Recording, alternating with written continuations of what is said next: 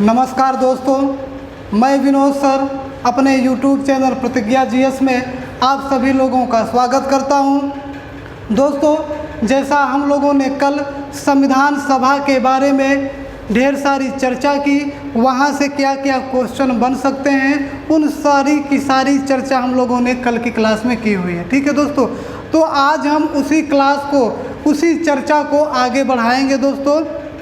और आज की अपनी इस क्लास को प्रारंभ करने से पहले मैं अपने उन नए दोस्तों से, उन नए व्यूअरों से यह कहना चाहता हूं कि हमारे इस चैनल को सब्सक्राइब कर लें, बेल आइकन का बटन दबा दें ताकि सभी वीडियो की नोटिफिकेशन आप तक आसानी के साथ पहुंचती रहे दोस्तों। ठीक है दोस्तों, आइए दोस्तों इसी के साथ हम लोग अपनी क्लास को प्रारंभ करते हैं। तो दोस्तों, हम लोगों ने कल संविधान सभा के बारे में पढ़ा था। संविधान सभा का गठन भी हो गया, कितने सदस्य थे, सदस्य भी आ गए, सदस्यों को चुन भी लिया गया। ठीक है दोस्तों, अब संविधान का निर्माण किया जाएगा। ठीक है दोस्तों, क्या निर्माण किया जाएगा? संविधान का निर्माण किया जाएगा। और उस संविधान को निर्मित करने के लिए, उसका निर्माण करने के लिए कुछ संविधान सभा की समितियां हैं दोस्तों, उन समितियों के माध्यम से ही संविधान का निर्माण किया गया। तो उन समितियों के बारे में आज हम लोग चर्चा कर लेते हैं। ठीक है दोस्तों, आइए।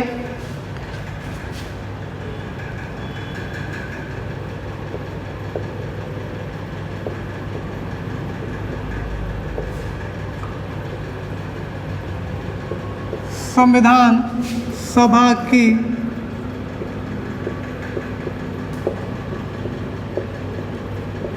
समितियां, संविधान सभा की समितियां। ठीक है दोस्तों, अब इन समितियों में कौन कौन सी समिति थी दोस्तों, इसको चर्चा कर लेते हैं दोस्तों। इसको हम लोग दो आधार पर बांट सकते हैं आसानी से समझने के लिए। कैसे? एक विषय पर आधारित, एक प्रक्रिया पर आधारित। ठीक है दोस्तों, तो उन सारी समितियों को हम लोग चर्चा कर लेते हैं।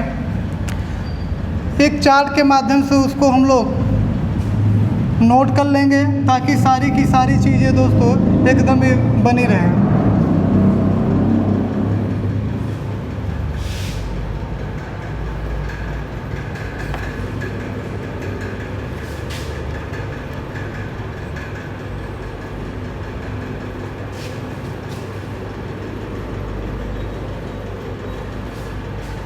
यहाँ दोस्तों हम लोग समितियां लिख डाल लेंगे और यहाँ दोस्तों अध्यक्ष। ठीक है दोस्तों, यहाँ हम लोग समितियां डाल लेंगे, यहाँ हम किसको डालेंगे? अध्यक्ष को। अब दोस्तों देख लीजिए वो कौन कौन सी समितियां थी।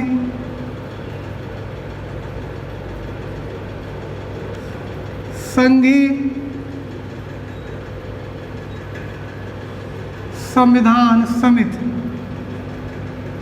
संघीय संविधान समिति, संघ शक्ति समिति। ठीक है दोस्तों, संघ शक्ति समिति। इन दोनों के अध्यक्ष कौन थे दोस्तों, जरा आप बताइए, इन दोनों के अध्यक्ष कौन थे? जवाहरलाल नेहरू। ठीक है दोस्तों, कौन थे? जवाहरलाल नेहरू। तो संघ का काम किसे दिया गया था? नेहरू। याद करने का तरीका, संघ का काम किसे दिया गया था? नेहरू साहब को। अब दोस्तों अगला देखिए,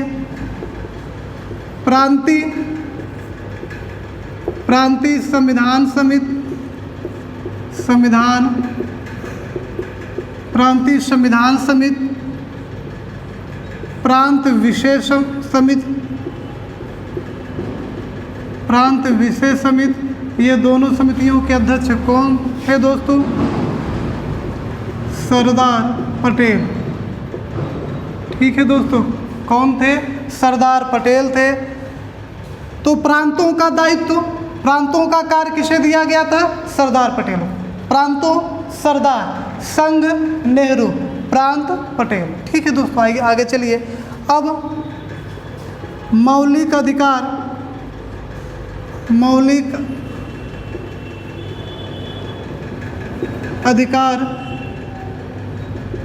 समिति के अध्यक्ष कौन थे? तो सरदार पटेल। कौन थे? सरदार पटेल। ठीक है दोस्तों। और इसी में दोस्तों मौलिक अधिकार समिति में मौलिक अधिकार उप समिति, मूल अधिकार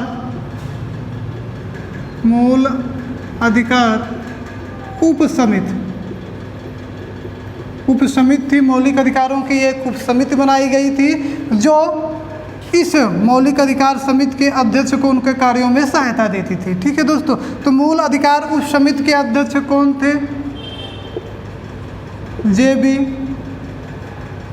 कृपलानी। कौन थे दोस्तों? जे.बी. कृपलानी। अब अगला देख लीजिए दोस्तों, अल्पसंख्यक समिति। अल्पसंख्यक समिति के अध्यक्ष कौन थे दोस्तों? सरदार पटेल। ठीक है दोस्तों, सरदार पटेल। तो मौलिक अधिकार और अल्पसंख्यक समिति के अध्यक्ष कौन थे? सरदार पटेल।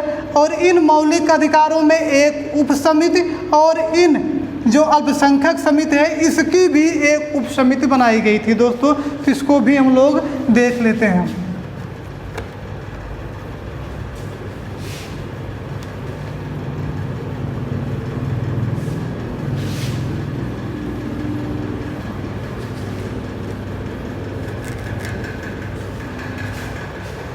देखिए दोस्तों, अब अल्पसंख्यक उप समिति के अध्यक्ष कौन थे दोस्तों? हरिश्चंद्र मुखर्जी। कौन थे दोस्तों? हरिश्चंद्र मुखर्जी। अब आगे चलिए दोस्तों, इसका फुल फॉर्म हमने आपको बता दिया है, हरेंद्र कुमार मुखर्जी। आगे चलिए, अब आती है दोस्तों हमारी झंडा समिति। इस झंडा समिति के अध्यक्ष कौन थे दोस्तों? डॉक्टर राजेंद्र प्रसाद। ठीक है दोस्तों। अब दोस्तों अगर पूछे झंडा उप समिति के अध्यक्ष कौन थे? झंडा उप समिति, तो उप समिति को लिख लीजिएगा दोस्तों, जी.बी. कृपलानी। कौन दोस्तों? जी.बी. कृपलानी। अगर आपसे पूछा जाता है झंडा समिति के अध्यक्ष कौन थे, तो डॉक्टर राजेंद्र प्रसाद। अगर आपसे पूछा जाता है झंडा उप समिति के अध्यक्ष कौन थे? जे.बी. कृपलानी। ठीक है दोस्तों। आगे चलिए, अब दोस्तों जो सबसे महत्वपूर्ण आने वाली समितियां हैं दोस्तों, ये प्रक्रिया के संदर्भ में आती हैं। जैसे देख लीजिए, नियम समिति,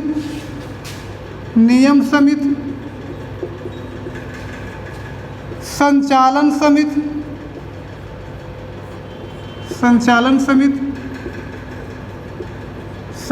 समिति, प्रक्रिया समिति। इन तीनों समितियों के अध्यक्ष कौन थे दोस्तों? डॉक्टर राजेंद्र प्रसाद। ठीक है दोस्तों। याद करें कैसे करेंगे दोस्तों?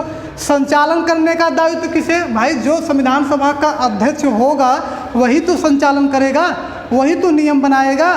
तो ठीक है दोस्तों, तो ये आपको याद करने में बिल्कुल भी कठिनाई नहीं होनी चाहिए कि जो संविधान सभा का अध्यक्ष होगा वही तो नियमों को बनाएगा, वही तो संचालन करेगा। तो इस नियम समिति, संचालन समिति, प्रक्रिया चलाना, प्रक्रिया समिति के अध्यक्ष कौन थे दोस्तों?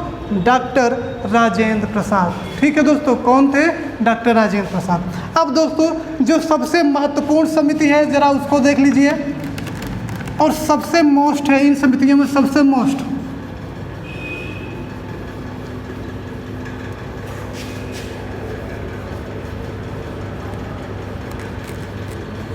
इन समितियों में सबसे मोस्ट जो है, अब उसकी चर्चा हम लोग बड़े विस्तार से करते हैं। ठीक है दोस्तों, देख लीजिए इसको। उसका नाम है प्रारूप समिति।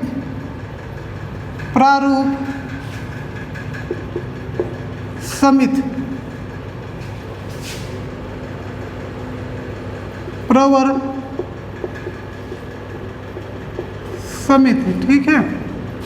इसी को दोस्तों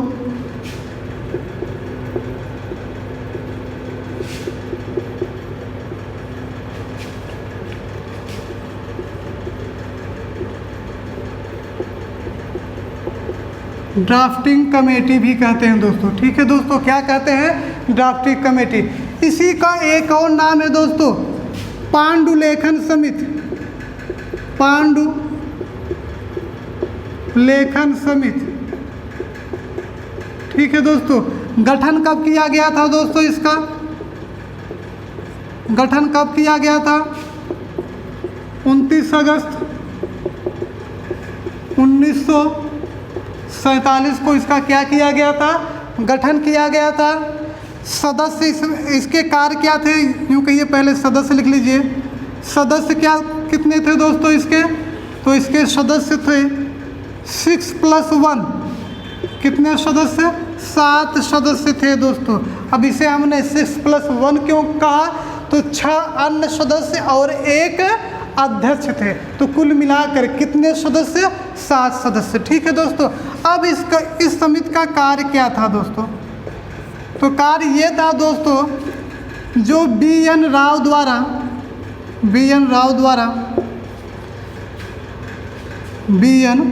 राव, यहाँ राव लिख लीजिए, बी.एन. राव द्वारा बनाए गए संविधान के प्रारूप पर, संविधान के प्रारूप पर, जो बी.एन. राव साहब ने संविधान का प्रारूप बनाया, उस प्रारूप पर विचार विमर्श करने के लिए, मतलब उसमें संशोधन करने के लिए, उसमें अपना सुझाव देने के लिए, उस पर विचार विमर्श करने के लिए एक समिति का गठन किया गया, जिसका नाम है प्रारूप समिति, ठीक है दोस्तों। इसकी चर्चा भी कर रहे हैं। तो जो इसका कार्य था प्रारूप समिति का, वह क्या था? बी.एन. राव द्वारा तैयार किए गए संविधान के प्रारूप पर विचार विमर्श करना था दोस्तों। अब दोस्तों यहाँ पर बी.एन.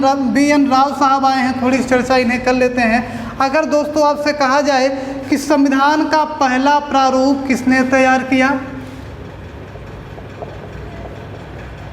संविधान का पहला प्रारूप, तो संविधान का जो पहला प्रारूप तैयार किया गया किसके द्वारा? बी.एन. राव द्वारा, ठीक है दोस्तों। किसके द्वारा तैयार किया गया था? बी.एन. राव द्वारा तैयार किया गया। अब दोस्तों जो संविधान का इसने बी.एन. राव साहब ने जो प्रारूप तैयार किया, उसमें दोस्तों कितने अनुच्छेद थे? तो इन्होंने अनुच्छेदों की चर्चा की है दोस्तों। 243 अनुच्छेद, 243 अनुच्छेद और 13 अनुसूचियाँ, ठीक है दोस्तों, 13 अनुसूचियाँ। तो इनका उल्लेख किया है बी.एन. राव साहब ने, जो संविधान का पहला प्रारूप बनाया। अब इस पर ही दोस्तों विचार करने के लिए, मतलब ये जो प्रारूप बनाया गया था, इस प्रारूप पर विचार करने के लिए, जिसमें अनुच्छेद 243 और 13 अनुसूचियों का उल्लेख किया गया बी.एन. राव द्वारा, उस पर विचार विमर्श करने के लिए प्रारूप समिति अर्थात ड्राफ्टिंग कमेटी का गठन किया गया दोस्तों, ठीक है दोस्तों। तो इस चीज़ को आप समझते रहिए। आइए दोस्तों, अब ये जो 7 सदस्य हैं दोस्तों, इन 7 सदस्यों के नाम जानना बहुत ही आवश्यक है दोस्तों, बहुत ही ज़रूरी है, क्योंकि यहाँ से क्वेश्चन अच्छे खासे पूछे जाते हैं। और 7 के 7 नाम अगर दोस्तों आपको याद नहीं रहेंगे तो यहाँ से दोस्तों क्वेश्चन गलत हो जाएंगे। अगर बिल्कुल भी घबराने की ज़रूरत नहीं है, बिल्कुल भी चिंता करने की ज़रूरत नहीं है। जिन हमारे प्यारे दोस्तों को ये 7 के 7 नाम याद करने में कठिनाई हो रही होगी, तो मैं इतना दोस्तों दावा करता हूँ कि आज के बाद वो कठिनाई हमेशा के लिए दूर हो जाएगी। इस तरीके से आपको उस नामों को समझाया जाएगा, आप एकदम उसे समझ लेंगे दोस्तों, ठीक है। आइए देखते हैं, आइए दोस्तों इसकी चर्चा हम लोग कर लेते हैं।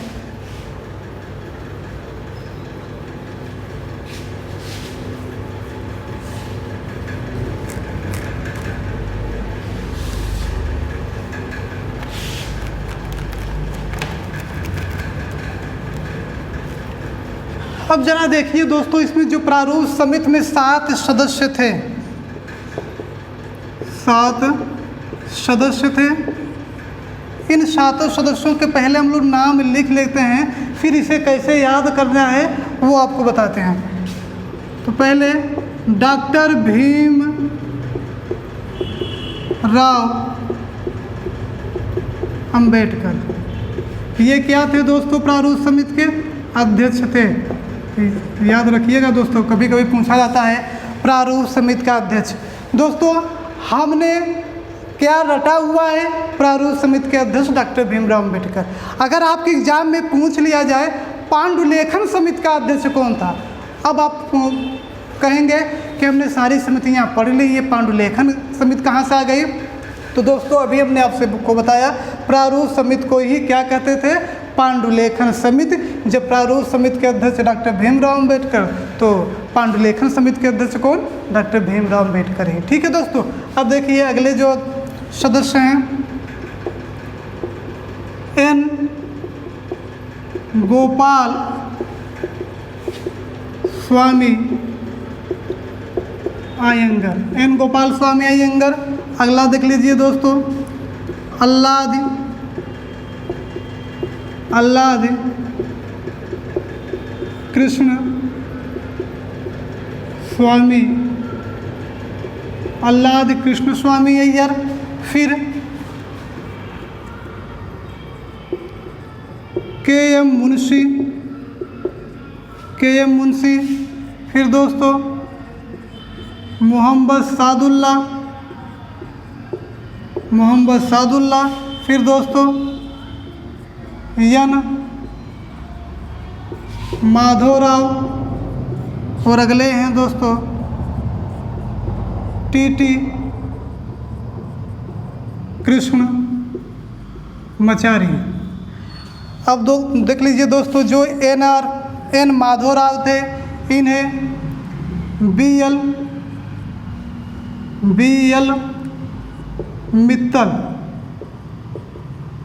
मित्तल के स्थान पर ये आए थे। और जो टी कृष्णमचारी साहब थे,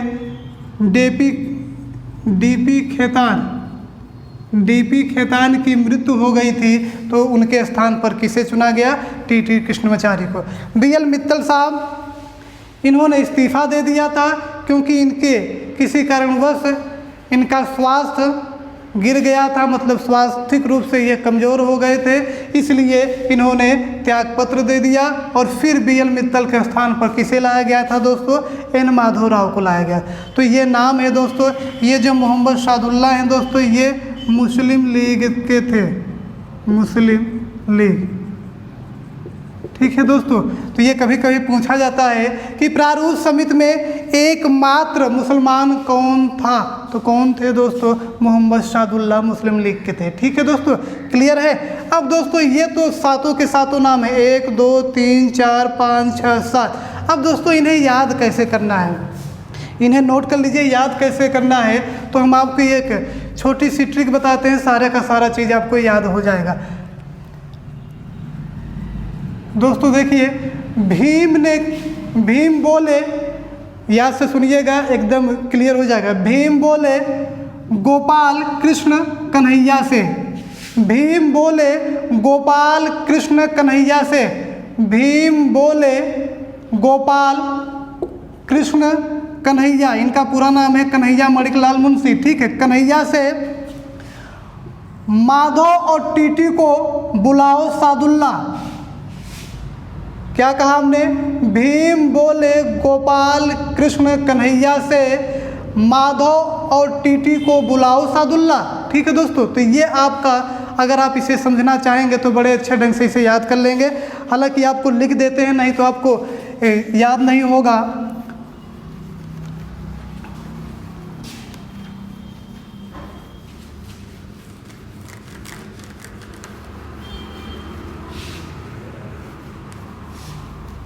देखिए दोस्तों, हमने जो आपको ट्रिक बताई, क्या बताई? भीम बोले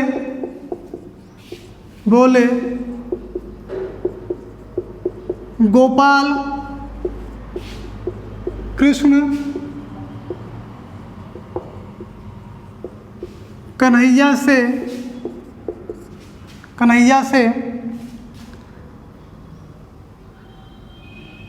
भीम बोले गोपाल कृष्ण कन्हैया से माधव व टीटी को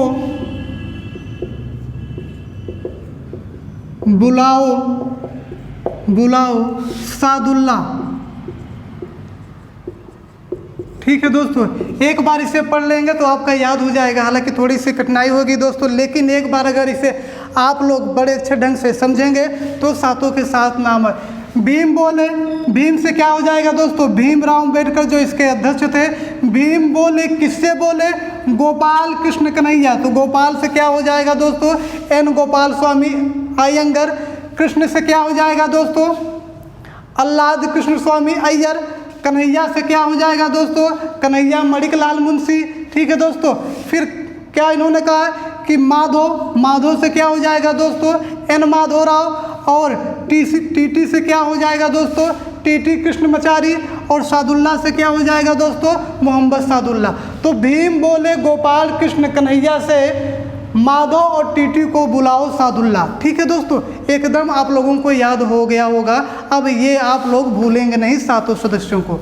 आइए दोस्तों, अब हम लोग आगे की तरफ बढ़ते हैं। अब दोस्तों इसकी रिपोर्ट कब आई प्रारूप समिति की? 21 फरवरी 1948 ईस्वी को जरा समझ लीजिए। 21 फरवरी 1948 ईस्वी को डॉक्टर भीमराव अंबेडकर के द्वारा संविधान सभा में प्रारूप समिति की रिपोर्ट को सौंपा गया। इस प्रारूप समिति की रिपोर्ट पर विचार विमर्श करने के लिए, इस प्रारूप समिति की रिपोर्ट पर विचार विमर्श करने के लिए तीन वाचन का आयोजन किया गया दोस्तों। 3 वाचन का आयोजन किया गया। ठीक है दोस्तों, कितने वाचन का? 3 वाचन का आयोजन किया गया। एक एक चीज़ दोस्तों क्लियर करिए। अब दोस्तों वाचन को देख लीजिए। पहला वाचन कब हुआ था? 4 नवंबर 4 नवंबर से 9 नवंबर 1948। ठीक है दोस्तों, कब हुआ था? 4 नवंबर से 9 नवंबर 1948। ठीक है दोस्तों, यह सबसे छोटा वाचन था। कौन दोस्तों? यह सबसे छोटा वाचन था। ठीक है दोस्तों, अब दूसरा वाचन देख लीजिए। दूसरा वाचन कब हुआ था दोस्तों? तो दूसरा वाचन हुआ था 15 नवंबर 1948 से 17 अक्टूबर 1949। ठीक है दोस्तों, 15 नवंबर 1948 से 17 अक्टूबर 1949 तक दूसरे वाचन का आयोजन किया गया। और दोस्तों यह सबसे बड़ा वाचन था। ठीक है दोस्तों, सबसे बड़ा वाचन, खंडशः विचार करने वाला वाचन। आपसे कभी कोई पूछ सकता है कि सबसे छोटा वाचन कौन था? पहला वाचन। सबसे बड़ा वाचन कौन था? दूसरा वाचन। खंडशः विचार करने वाला वाचन कौन था? दूसरा वाचन। सबसे महत्वपूर्ण वाचन कौन था? दूसरा वाचन। ठीक है दोस्तों, अब तीसरे वाचन की चर्चा कर लेते हैं। तीसरा वाचन कब हुआ था दोस्तों? तीसरा वाचन हुआ दोस्तों, तीसरा वाचन जो हुआ था 14 नवंबर 1949 से लेकर 26 नवंबर 1949 तक। ठीक है दोस्तों, 14 नवंबर से लेकर 26 नवंबर 1949 को तीसरा वाचन आयोजित किया गया और यह तीसरा वाचन अंतिम वाचन था। क्यों दोस्तों? क्योंकि इसी वाचन के अंतर्गत संविधान को अंगीकृत कर लिया गया, स्वीकार कर लिया गया दोस्तों। ठीक है दोस्तों, आगे चलते हैं दोस्तों। याद रखिएगा इन सब सारी चीज़ों को दोस्तों।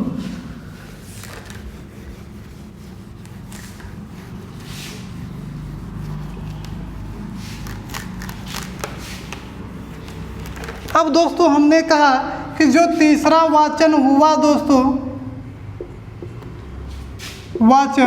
जो तीसरा वाचन हुआ था दोस्तों, वह कब हुआ था? 14 नवंबर से लेकर 26 नवंबर 1949 तक। एक डेट मिली दोस्तों 26 नवंबर। इसी 26 नवंबर 1949 को संविधान को क्या कर लिया गया दोस्तों? संविधान को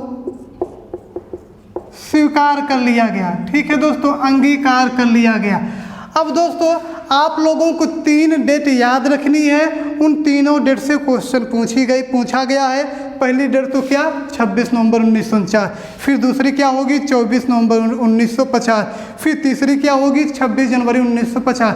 तो पहले हम लोग 26 नवंबर 1949 की चर्चा कर लेते हैं दोस्तों। इस दिन क्या हुआ? इस दिन संविधान सभा के द्वारा संविधान को क्या कर लिया गया? अंगीकृत कर लिया गया, स्वीकार कर लिया गया। ठीक है दोस्तों, अब इसके बारे में 26 नवंबर से लेकर एक क्वेश्चन पूछा गया है। इस दिन संविधान को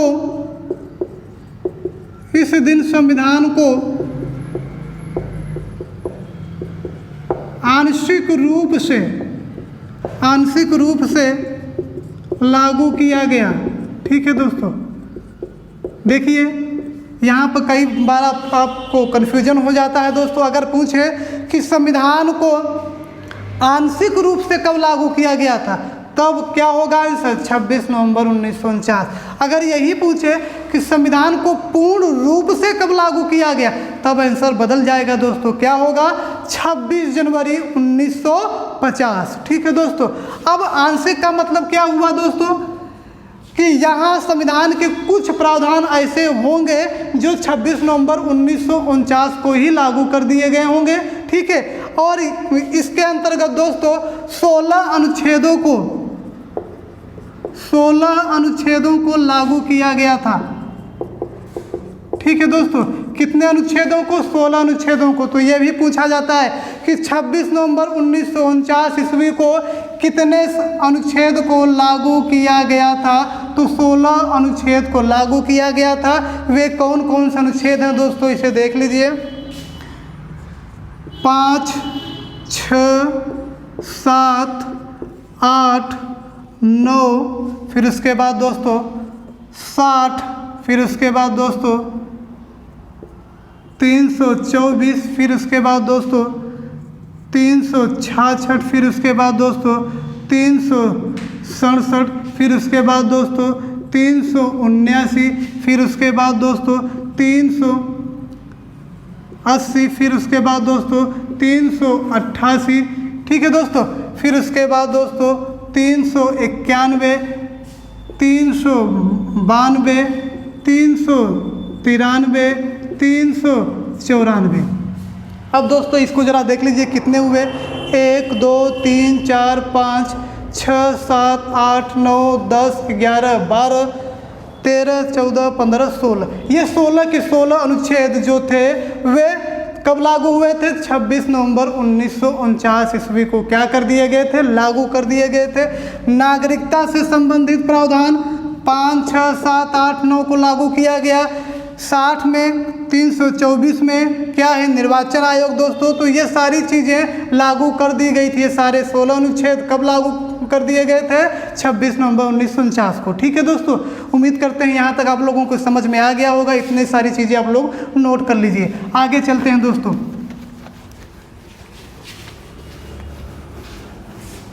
अब दोस्तों ये 26 नवंबर की डेट हो गई। हमने आपकी 3 डेट बताया था। कौन कौन सी? 26 नवंबर, 24 जनवरी 1950, 26 जनवरी 1950। तो अगली डेट कौन सी है दोस्तों? 24 जनवरी 1950। ठीक है दोस्तों, 24 जनवरी 1950। अब दोस्तों इस दिन क्या हुआ था दोस्तों? संविधान सभा की अंतिम बैठक, अंतिम बैठक, संविधान सभा की अंतिम बैठक हुई थी। कब? 24 जनवरी 1950 ईस्वी को। इस दिन हुआ क्या दोस्तों? राजेंद्र प्रसाद को क्या बनाया गया? राष्ट्रपति बनाया गया। ठीक है दोस्तों, क्या बनाया गया इस दिन? राष्ट्रपति बनाया गया। और क्या क्या घटनाएं हुई इसी दिन दोस्तों? राष्ट्रगान, राष्ट्रीय गीत को भी स्वीकार कर लिया गया दोस्तों संविधान सभा द्वारा। तो ठीक है दोस्तों, यहाँ क्या हुआ? इस डेट को 24 जनवरी 1950 ईस्वी को संविधान सभा की अंतिम बैठक आयोजित की गई। इसमें क्या क्या कार्य हुए? डॉक्टर राजेंद्र प्रसाद को भारत का प्रथम राष्ट्रपति निर्वाचित किया गया। इसी दिन राष्ट्रगान को स्वीकार किया गया। इसी दिन राष्ट्रीय गीत को स्वीकार किया गया। दोस्तों अगर आपसे पूछा जाए कि राष्ट्रीय ध्वज को कब स्वीकार किया गया था, तो दोस्तों आपका आंसर होना चाहिए 22 जुलाई 1947। तो ये भी दोस्तों आप लोग याद करिएगा। ठीक है, अब आइए देखते हैं दोस्तों 26 जनवरी 1950 की बात कर लेते हैं दोस्तों।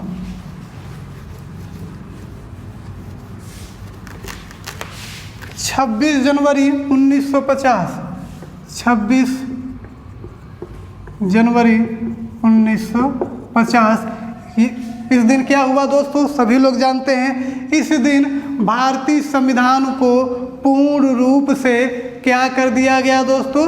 लागू कर दिया जाता है। आंशिक रूप से कब लागू हुआ था? 26 नवंबर 1949 ईस्वी को।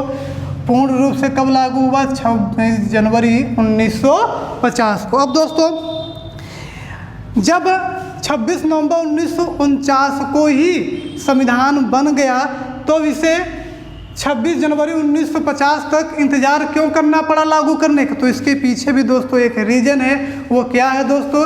आप लोग मॉडर्न हिस्ट्री को पढ़े होंगे। रावी नदी के किनारे 26 जनवरी 1930 ईस्वी को ध्वज फहराया गया था दोस्तों, और घोषित किया गया था क्या कि इस दिन हम स्वतंत्रता दिवस के रूप में मनाएंगे। ठीक है दोस्तों, स्वाधीनता दिवस के रूप में। इसीलिए दोस्तों चूंकि 26 नवंबर 1949 को संविधान बनकर तैयार हुआ, तो इसलिए उस खास दिन को हम लोग जानते रहें, भूल न जाएं। इसलिए उस दिन क्या कहा जाता है कि उस दिन संविधान को अंगीकृत या स्वीकार कर लिया गया। वो अलग डेट है। अब इसकी डेट को क्या किया गया दोस्तों? 26 जनवरी 1950 ईस्वी को जो संविधान बनकर तैयार हुआ था उसे क्या किया गया? इस दिन लागू कर दिया जाता है। ठीक है दोस्तों, उम्मीद करते हैं यहाँ तक सारी की सारी चीज़ें आप लोगों के समझ में आ गई होगी दोस्तों। ऐसे ही दोस्तों हमारे साथ आप लोग लगे रहिए, मेहनत करते रहिए दोस्तों, आपको सफलता मिलनी निश्चित है दोस्तों। ठीक है दोस्तों, इसी के साथ हम लोग अपनी इस क्लास को यहीं पर क्लोज करते हैं दोस्तों। आगे की क्लास को हम लोग कल से जो हमारा टॉपिक होगा उसके बारे में हम लोग चर्चा करेंगे दोस्तों। ठीक है दोस्तों, अगर आपको हमारी क्लास अच्छी लग रही हो, हमारी इस वीडियो को अधिक से अधिक अपने मित्रों के पास शेयर करें, लाइक भी करें दोस्तों। ठीक है दोस्तों, धन्यवाद।